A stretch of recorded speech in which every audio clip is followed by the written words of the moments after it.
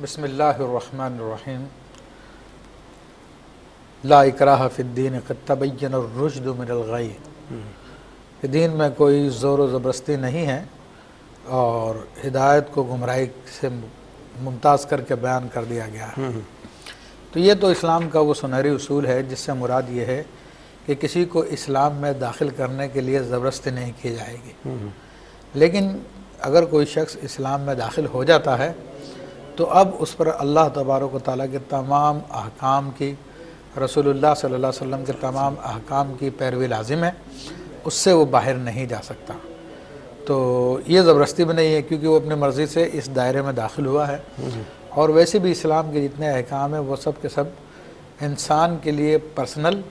اور کلیکٹیولی تمام معاشرے کے لیے مفید ہوتے ہیں۔ تو یہ تحقیقات اب سامنے آ رہی ہیں کہ اسلام کی جو عبادات کا نظام ہے وہ دیگر مذاہب کی طرح نہیں ہے کہ ریچولز کا نام ہے، بلکہ یہ انسان کے فائدے کے لیے، اجتماعی فائدہ اور پرسنلی فائدہ،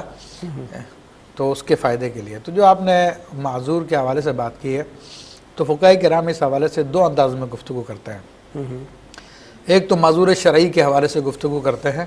اور ایک مریض کے حوالے سے گفتگو کرتے ہیں۔ تو معذور شرعی کے حوالے سے اگر ہم گفتگو کریں تو شرعی اعتبار سے معذور شرعی اس شخص کو کہا جاتا ہے جس کو کوئی ایسا عذر لاحق ہو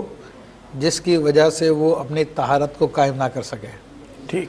اور وہ مسلسل اس کو وہ عذر لگا رہتا ہے۔ مثلا کسی کو خون کے قطرات جاری ہے تو خون کے قطرات آتے رہتے ہیں، خواتین میں استحاضہ ہوتا ہے، یا کسی کی دکھتی آنکھ سے پانی نکل رہا ہے اور مسلسل پانی نکلتا چلا جا رہا ہے، یا کسی کو ریح یعنی ہوا کا مرض ہوتا ہے، ہر تھوڑی دیر بعد اس کا وضو ٹوٹ جاتا ہے ہوا کے خارج ہونے کی وجہ سے۔ تو ایسے کئی امراض ہے جو تھوڑی تھوڑی دیر کے بعد،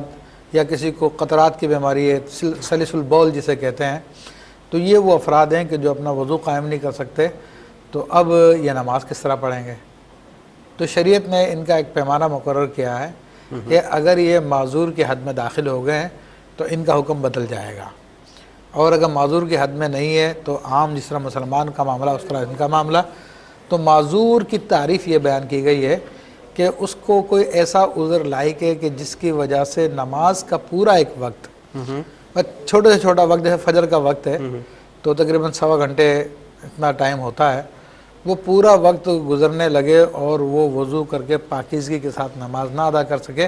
جیسے وضو کرتا ہے پھر وہ عذر آتا ہے، قطرات نکل جاتے ہیں یا ہوا خارج ہو جاتی ہے، کوئی بھی ایک مرض ہوتا ہے عام طور پہ انسان کو، تو اس کے لیے حکم یہ ہے کہ جب آخری وقت آ جائے اور دیکھتا ہے کہ اب مجھے طہارت حاصل نہیں ہو پا رہی ہے، یہ مرض مجھے بار بار آ جاتا ہے، تو وہ اسی حالت میں وضو کرے، وضو کر کے نماز پڑھ لے، اب یہ معذور ہو گیا۔ جب ایک مرتبہ کوئی شخص معذور شرعی ہو گیا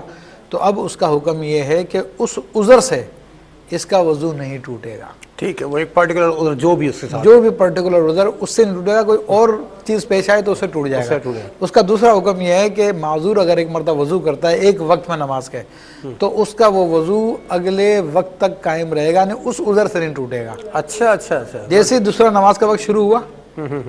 تو اب وہ وضو ٹوٹ جائے گا، چاہے کوئی اور کچھ ہوا یا نہ ہوا، اب نیا اس کو وضو کرنا پڑے گا۔ صحیح۔